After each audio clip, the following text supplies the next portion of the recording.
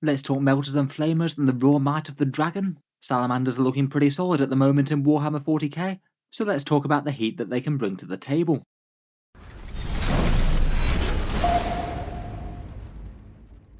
Hello and welcome back to Auspex Tactics, where today we're talking Space Marines and Salamanders in particular.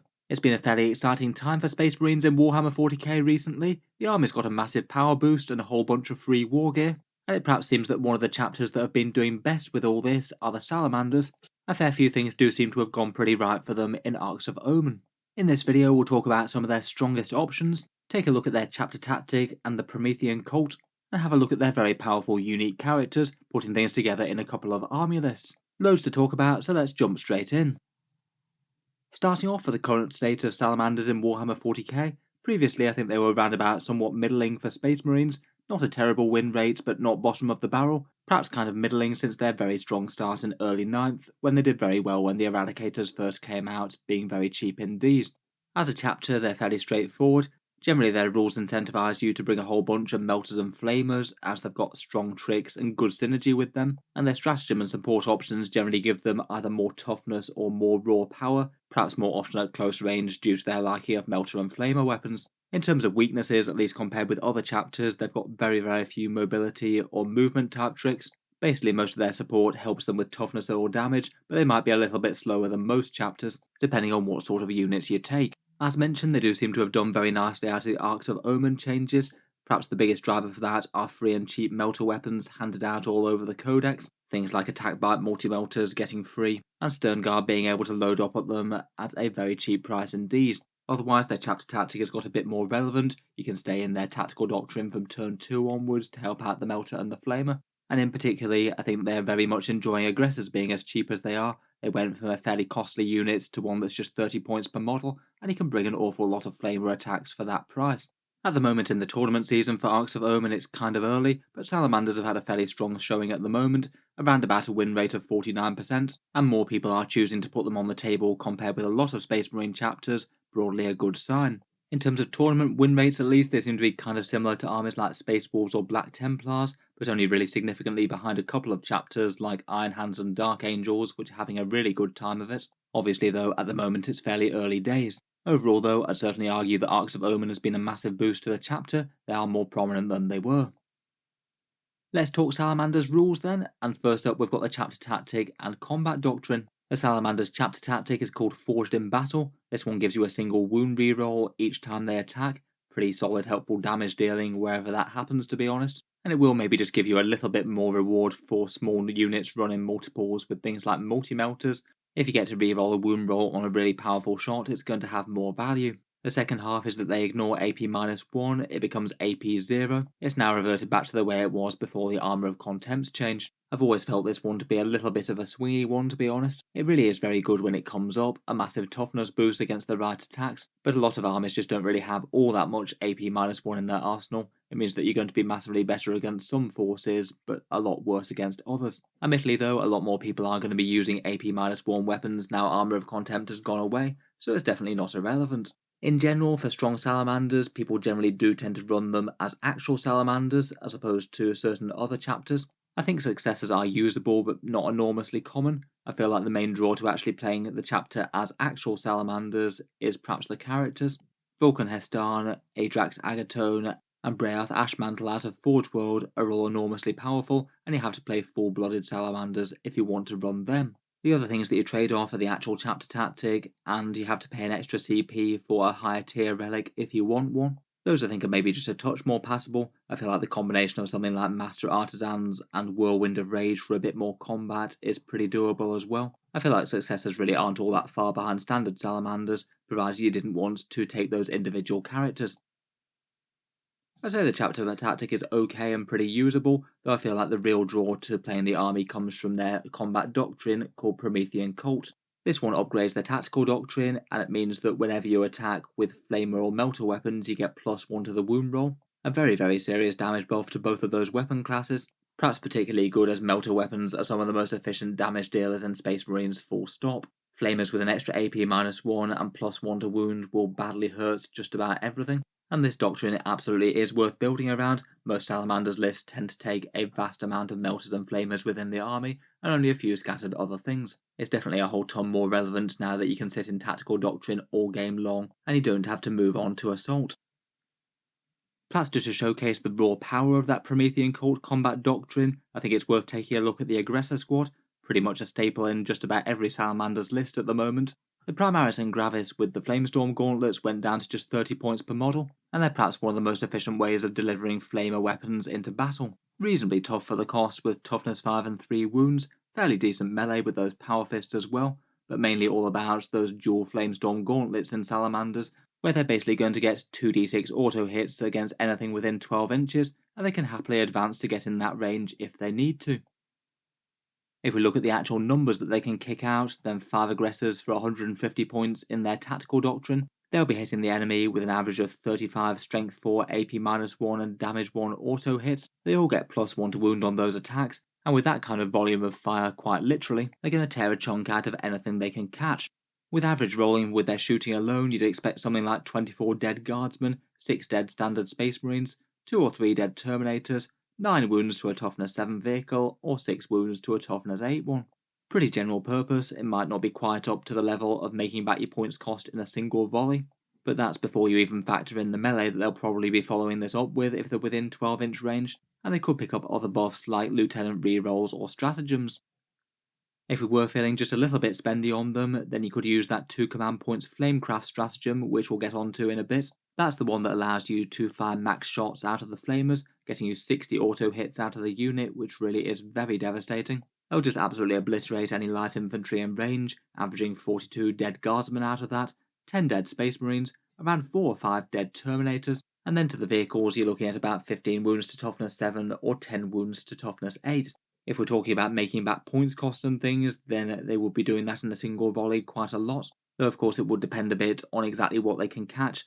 They're not super fast and they do have short range. Enemies moving into the midboard though are really not going to get on well with aggressors. Salamander's Melta are pretty massively savage though. Just for one example is the new improved attack bike, 50 points to mount a multi-melter on a very fast platform, plus get a few bolt shots as well. I feel like individual attack bikes could be quite an interesting choice if you've got space for them, as it means that they can make some pretty maximal use of the Salamander's rerolls if they need to. If you look at a little bit of melter damage, then here's just some numbers comparing a normal attack bike with a Salamander's attack bike. Regular Space Marine attack bikes really are fairly efficient just in their own right. They can get the melter where they need it, and often get within the melter range for the big d6 plus 2 damage. Just on average numbers, if you ran a fair few attack bikes, you'd expect each one to put out around about 5 wounds against a toughness vehicle each time it's shot, or around about 2 or 3 to a toughness 8 vehicle with a 5 plus invul. Between the Salamander's rerolls and their +1 to wound though in Promethean Cult, the numbers do look quite a lot better though, 7 wounds to a toughness 7 vehicle, or around about 4 or 5 to that toughness 8 5 plus invul one. Against a lot of common vehicle targets, it's going to be around about an extra 40 to 80% extra damage, really quite massive, and with cheap melter basically all over the place in Space Marine armies, Salamanders aren't going to have too much trouble reducing a whole bunch of enemy vehicles to scrap. So Promethean Cult definitely brings them a whole bunch of raw power, but they do have really quite a lot of good supporting rules to back it up. Warlord traits, relics and psychic powers are all kind of fine, some are very usable, but I feel like their stratagems are pretty standout. For Warlord traits, I feel like perhaps one of the best buffing ones is Lord of Fire. This is the one where you get an aura of 6 inches of rerolling the number of flamer attacks. If you reroll your flamer dice on anything with a 3 or less, it averages you around about 4.25 hits per flamer. That's generally going to equate to a 21% damage boost on top of the regular. Adrax Agatone can take this one if you want to run him, or it could be quite nice on something like a Primaris Lieutenant maybe, as he can actually lend his rerolls to help the flamers as well, as his reroll to wounds work on them when Captain ones don't. The popular Codex Space Marine Warlord trait should probably get a mention. Rites of War is almost universally great in Space Marines, nice with things like Aggressors or, say, Thunderhammer Storm Shield Terminators. And the Chapter Command ones are pretty nice for the Chief Apothecary and Chaplains, Selfless Healer and Wise Orator, allowing them to do what they do more efficiently. After the Salamanders list, you can also make a spectacularly tanky captain or something if you'd like to. You can combine the Salamander's Mantle with its -1 to wound for Forge Master with a +2 toughness. Generally I've seen that most commonly used on bike captains. It means that you get 2 toughness 7 with a -1 to wound, so anything up to strength 6 will be wounding you only on a 6. Finally, for standout character upgrades, I really quite like the Obsidian Aquila as well. This one gives core units within 6 inches a 6+ feel no pain type save. I feel like this is really quite solid for one command point to have on a character in the midst of your formation. It certainly means that, say, damage 3 weapons aren't going to chew through your aggressors or terminators as fast. Otherwise, the Salamanders do have a few psychic powers as well. From their Promethean discipline, the ones that I'd perhaps rate the best will be +1 toughness and the -1 to hit. If you layer both of those on a big Thunderhammer Stormshield Terminator unit, it's really not going to die anytime soon, or at least not without excessive damage commitment from the enemy. Could be quite nice for a unit that you might want to shield any of the units behind them that are dealing more damage. Otherwise, from the core discipline, things like Might of Heroes could be quite nice. You could throw that on the Captain with the Forge Master and Salamander's Mantle combo for just a spectacularly tough character. And Psychic Fortress could be pretty handy as well for the 5+ invul save on things like Aggressors or Eradicators. Overall, I feel like the vast majority of picks on this list really are quite usable. Lord of Fire and the Obsidian Aquila seem quite nice to have on a character buffing aggressors. Rites of War and Selfless Healer are just generally good. The big tanky captain combo is quite fun, and I wouldn't say that librarians are also included for the Salamanders, but I think that they're more usable here than for a fair few chapters. Moving on, we've got Stratagems, and Salamanders have a fair few exciting ones, a bunch of fairly potent damage dealers, and a couple that allow some really interesting shenanigans with units protecting each other. Starting with the damage dealer ones, there's one command point for one called the Crucible of Battle, which is just very easy to invest in damage dealing across the game. You get +1 to wound for either a core or a character unit. Unless you're already getting that on your Meltas or Flamers as standard, then that can be well worth the extra damage that you'll get from it, particularly if you're using it on something massive like, say, some Thunderhammer Stormshield Terminators in melee, or maybe some Blade Guard. Salamanders have that, plus another very good close combat option as well. There's one command point for a stratagem that gives you +1 strength, and any 6s to wounds deal double damage. I guess with the +1 strength, that's another way that you could get +1 to wound if you needed it, and the double damage is just a bonus. I feel like this one would be very tempting if both bits would really help against your given target. If it's only one bit of it that would help though, it's a little bit more passable. Then there's a whole trio of stratagems that all support your flamers. That 2 command point one called Flamecraft is probably the most interesting. Firing with max shots is absolutely brutal across a big unit of aggressors, as we talked about earlier. You're basically netting yourself an extra 25 auto hits with +1 to wound just for 2 CP. Otherwise, there's one that gives you a chance to deal some mortal wounds on the enemy if you just need a few of those punched through, and a 1 command point 1 to fire flamers as if they were pistols in melee. Say if your aggressors or something get tagged in close combat, it means that they can start burning the foe without even needing to fall back. Next up though are a couple of really fun ones. Self-Sacrifice allows an infantry unit to shield another infantry unit behind them. It is a bit pricey at 2 CP, but it does mean that you could have an exceptionally tanky unit basically shield damage for the unit that's hidden behind. I'll probably use this with something like Blade Guard Veterans or Thunderhammer and Stormshield Terminators sheltering a unit of Eradicators or Aggressors. The first unit is just lots harder to kill, and you could give it other buffs like Fire Shield and Drakeskin, and then just have the unit behind them be safe from enemy attack, and basically get 2 turns of damage dealing almost guarantees. Then the other really interesting one I think is Born Protectors, again for 2 CP. This one could really mess with enemy close combat. It means that you get to fire Overwatch at an enemy unit as they make a charge in. That's potentially absolutely devastating, again if you were doing it with aggressors and they auto hit. And then on top of that, the units that you selected can then heroic intervene 2d6 inches after that, potentially jumping into combat with the enemy unit that just charged, and suddenly giving them 2 units to deal with in melee, which they might not be able to do. Even just the ability to get a massive heroic intervention with this is potentially massively game changing. It might mean that your opponent just couldn't afford to charge anything that's too close to a big Terminator or Blade Guard death blob, not unless they likely want to be in combat with a massively powerful combat unit. Otherwise, a potentially interesting one is a +1 to saves against damage 1 weapons if they didn't advance last turn. That's handy enough against the right kind of firepower. And I would bear in mind the 2 command point 1 from the core Space Marine Codex, the one where you can get Tactical Doctrine on a unit in turn 1. Again, that one seems pretty excellent on aggressors to get both AP and a +1 to wound if you need it. A lot of options that seem like real staples here though. That +1 to wound one is very easy to use and usually going to be worth it. I really like Flamecraft for the max shots, and I feel like self-sacrifice and born protectors are both potentially really big stratagems that could be game-changing in the right circumstance. Putting that all together, and I generally rate these as perhaps some of the stronger Salamanders units right now. Anything that's efficient with Melta will be worth a shout. I feel like Sternguard veterans are particularly nice with dual multi-melters and a bunch of combis. Very efficient indeed for 100 points. Devastators can take cheap and efficient multi-melters. You could potentially pile them into a drop pod. Attack bikes, land speeders, and ATVs all deliver it well out of the fast attack selections. And of course, the mighty Eradicators are about the most efficient melter damage dealers in the book. A unit or two lurking around in the battle line or coming out of strategic reserve seems pretty nice. For flamers, in terms of efficient options, I feel like things maybe aren't quite so rosy. A lot of Space Marine units just aren't super standout with them. I feel like aggressors are the ones that really stick out head and shoulders. Otherwise, I guess maybe things like Assault Centurions or maybe even a Land Raider Redeemer. Aggressors would likely be my first pick to deliver flame weapons though. Otherwise, beyond that, just about anything else that's efficient in Codex Space Marines is going to do well. Lots of decent options for leading the list and bearing those warlord traits and relics and things. As mentioned, the biker captain can be interesting with the toughness 7 and -1 to wound combo.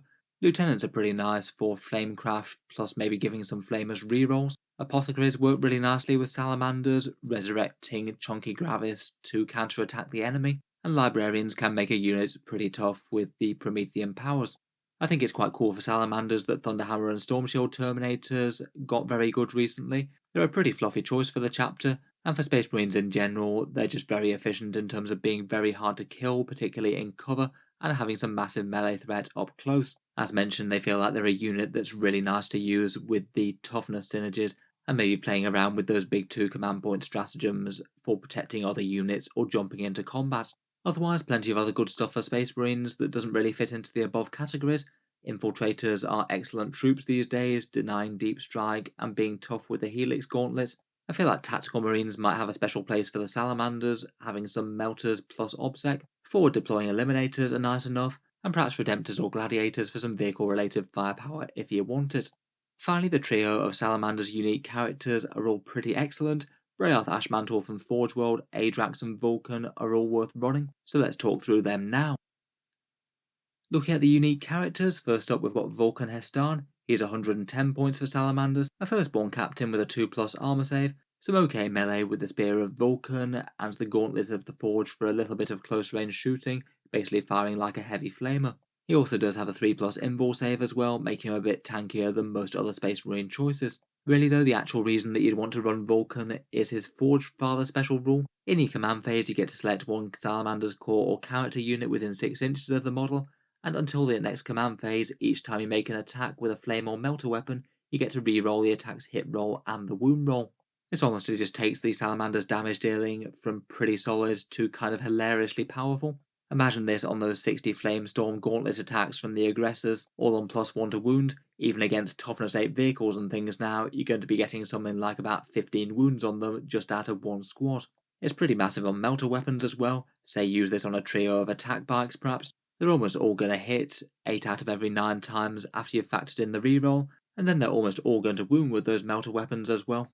Even against things like toughness 9 units, they'd be wounding 3 out of 4 times between the +1 to wound and the reroll. Overall, he just gives out some fairly spectacular damage buffs to a unit of his choice each turn. Seems very solid to have lurking in the battle line. Otherwise, and perhaps in competition with him, seeing as they're both captains, is Adrax Agatone. He's the Primaris character with the Thunderhammer and the Handflamer. He does pack a fair bit more of a combat threat than Vulkan does, as he gets a crazy Strength 8, AP 3 and Damage 4 with that Relic Thunderhammer, and he gets to make 6 attacks with that. He really is very potent for 120 points. Again, he does normal captain things, and his rule is a melee boost. Salamander's core units that made a heroic intervention or charge move get +1 to wounds. Again, that's an enormously powerful damage dealing rule, very nice with anything of mid-strength in particular, maybe things like Blade Guard veterans perhaps. He also does get the Lord of Fire Warlord trait as well, which I think is a useful one, a bit more useful than Vulkan's Anvil of Strength. So if you give him that Warlord trait, again that's a pretty handy boost to nearby units like aggressors. Overall, again I think he's very strong. Compared with Vulkan, he hits a whole load harder in melee, has a better Warlord trait and a great combat boost, but I guess Vulkan trades all of that out just for the massive boost to one unit. Rerolling hits and wounds for Melter and Flamer weapons is pretty massive. Lastly, and most certainly not least, we have Breath Ashmantle. This guy's the Forge World character dreadnought from the Imperial Armor Compendium, and he does seem to be a unit that really quite a lot of competitive Salamanders lists are using in game at the moment. Mr. Ashmantle's 220 points, and is basically a character dreadnought with 8 wounds and a toughness of 7 and a 2+ save. And he also has a 5+ invul and a 5+ fill node pain type save on top of that with Duty Eternal. He's very hard to kill in the first place, and he will be able to be character screened behind other units. Really though, the scariest thing about him are his attacks. He gets 2 Dreadfire Heavy Flamers that are basically 2d6 attacks at Strength 6, AP 2 and Damage 2. That's brutally general purpose with the +1 to wound. You could even use that Flamecraft stratagem on him if you were feeling generous and you wanted max attacks out of him. Then in combat he's absolutely no slouch either. 7 attacks with Shock Assault, all hitting at Strength 16, AP 4 and Damage 4. That's going to tear a chunk out of near enough anything, has a good chance of dealing over half damage to an Imperial Knight each turn he fights. Overall, he's a very efficient lurking threat in the ranks for 220 points. Big damage both at range and in combat is pretty cool. Overall, I would rate all 3 of the Salamanders characters as very easy to use in competitive lists. There might be a bit of competition between Vulkan and Adrax though, as unless you use the heroic support stratagem, then you can't get both. They're Space Marine captains, so it's only 1 per detachment, and in Arks of Omen you only get the 1 detachment. Finally though, before we take a look at a couple of army lists, here's the Salamander's secondary objective called Promethean Creed. This one's perhaps a little bit annoying as a secondary objective for Space Marines armies, as it is very good, and I think Salamanders would take it just about all the time, though it is in the same category as Oaths of Moment, perhaps the other very easy Space Marine secondary to achieve, and it maybe just means that it's not really that much of an advantage for Salamanders players, as the No Mercy No Respite secondary category is kind of contested. Promethean Creed really does seem like quite a good one though. Basically you have to hold an objective in the midfield for 2 victory points in each one of your command phase, and you have to do that with core infantry. You then get an extra victory point if the enemy targets one of your units but doesn't manage to destroy it while they're on the objective, maximum to 2 a turn, and then if you manage to kill any enemy units with core infantry on that objective, that's yet another way that you could get a victory point, or 2 victory points if you happen to kill anything with flame or melter weaponry. In general, it does seem like a fairly solid one to stack up a bunch of points in lots of different ways. Just aim to have one objective with a decent amount of your core forces on it, push a protected castle towards that one I suppose, and then you're probably in for a good time with lots of your units both giving and taking damage. Awesome Moment is also great though. Push units into the centre of the board, kill certain targets, and don't fall back. I feel like you'd have a pretty reasonable chance of maxing out this secondary with either that or Oaths. I guess it might depend on exactly what sort of army you're playing and playing against. In general, it's a very strong category for Space Marines, but I'd argue Salamanders don't have much of an edge over other chapters with this, as it already competes with one of the Marines' best secondaries. Finally, let's just take a look at 2 different strong Salamanders lists that have done well in tournaments. This one's an army list that I featured already previously on the channel. It was run by a chap called Sean Cushing, who used it to take first at a 20-player 3-round event. It's a core Salamanders list with an elites focus on the Arks of Omen detachment, and it's led up by a Primaris chaplain with litanies of faith and canticle of hate, plus rites of war for some obsec. There's Vulkan Hastan here to turn on his big rerolls to one of the units that he's buffing. I guess there's 2 main big targets here, either any of the aggressors or the eradicators with the melter rifles. There's also an apothecary upgraded to a chief apothecary with selfless healer, nice for the feel no pain, and the healing a Gravis armored model each turn. In the troop section, to hold down some objectives, there's some assault intercessors with a power fist, and incursors with haywire mine to take a midfield objective early. The core of the list is built around 3 units of 6 aggressors with the Flamestorm gauntlets, a massive amount of raw fire there. I feel like throughout this video we've talked so many times about why these guys are good in Salamanders, never mind if you use Flamecraft or get Vulkan's rerolls. Then a whole bunch of the rest of the list is Melter. There's 2 units of 5 Stern Guard with 3 Combi Melters, 2 Multi-Melters and a Power Fist. I guess that they're dropping in with the drop pod. 2 reasonably tanky and expendable ATVs with Multi-Melters, could be nice enough to trade out on objectives I suppose. A great big unit of 6 Eradicators, those ones with the standard melter rifles, and a unit of Devastators with Grav Cannons and Cherub. I'd guess they're probably starting on the board and not in the drop pod. I guess they could use Strategic Reserve if they wanted to, as could the Eradicators if they're not making use of Vulkan's rerolls. Finally, for a bit of core firepower, there's a Redemptor Dreadnought with the Macroplasma, Heavy Flamer and Icarus pod. Rarely a terrible choice in a Space Marine army list. Overall, a whole ton of really solid units here. I feel like a lot of lists are likely to build around some pretty maximal use of aggressors. Otherwise, for a slightly different flavour of salamanders, here's one list that plays highly at a big tournament, one by Jonathan Sommerfield, who used it to go 4-1 at a 40-player grand tournament. This one's an Arks of Omen detachment, apparently with a fast attack focus, though I don't think it actually matters by the units selected. This list has gone down the route of the other two unique Salamanders characters. We've got Adrax Agatone here with Lord of Fire. I guess he'll be buffing all those aggressors. Brearth Ashmantle with for an enormous dreadnought threat in the midst with yet more flamer and big melee damage. There's a Librarian here who takes a combi melter and force sword. He has the Obsidian Aquila for a 6+ feel no pain type save and Rights of War for objective secured. He's then a Chief Librarian who takes Veil of Time, Might of Heroes for +1 toughness and strength, and Psychic Fortress for a 5+ invul. My guess is that he's probably going to be running alongside the aggressors and maybe the eradicators as well, giving them all a 5+ invul save plus the feel no pain. Finally, for the characters, again there's a Chief Apothecary with Selfless Healer. He does get on very well with Salamander's Gravis armor. Then to fill out the squads, we've got 3 units of 5 aggressors with the Flamestorm, I guess keeping down to 5s so they don't trigger the blast keyword and don't have as many coherency issues. There's 2 units of Infiltrators with the Helix Gauntlet, pretty much the most common taken Space Marine troops choice at the moment. Again, a big unit of Eradicators, these ones going for heavy melter rifles all the way, enormous damage there. 2 units of 3 Eliminators with the Snipers and the Instigator Bolt Carbines for some very fast movement or move shoot move, and a small unit of 2 company veterans, I'd guess to protect the characters, or maybe to do grunt work actions on home objectives. Finally, we've got a big unit of 3 Invader ATVs, all with the multi-melters, fairly fast and fairly tanky there, and 2 little Outrider Landspeeder Tornadoes. They take the multi-melter and the assault cannon, quite efficient in general, but again great in Salamanders. It is interesting to see the similarities and differences. I feel like this list has got some particularly good board control with a whole bunch of units that can forward deploy if you want, and a couple of things that move pretty fast. Overall, the message seems to be take a whole bunch of aggressors, probably some eradicators, and then go from there, potentially making use of the Salamanders HQs. Overall, at the moment, I'd say that things aren't looking too badly for the Salamanders players. Definitely gained a whole bunch of raw power going into Arks of Omen. Flamers and Melters are looking pretty great, and a lot more players are getting their armies back on the table, it would seem. Let me know your thoughts though down in the comments below. If you think there's any good units or important tactics that I've missed, please let me know. Always interested to hear more.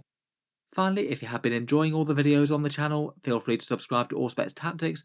I will generally keep the 40k videos coming, and I'll try and make a few more of these for other chapters. If you'd like to see something similar, then feel free to check out my Dark Angels chapter review, which I'll link down in the video description.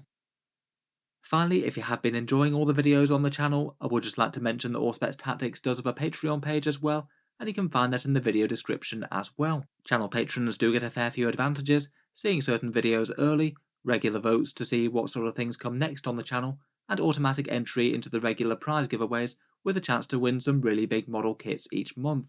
If any of that sounds good to you, or you'd just like to help support, the link is down in the video description below. In any case, an enormous thank you for listening, and I'll hope to see you guys next time.